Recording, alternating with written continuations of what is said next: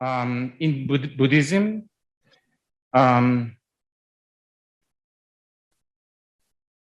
Buddha said, the spiritual path, you have to use your own analysis and feeling and follow. In the Buddhist history, there is no account of Buddhist forcing other people to become Buddhist. Also, if one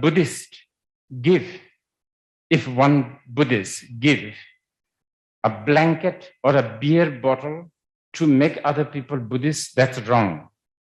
So those who are here, those who are not Buddhist, you should never feel pressured to take refuge.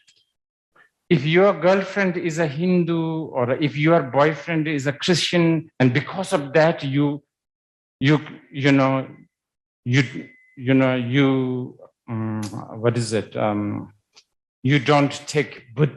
take refuge, that's also not right.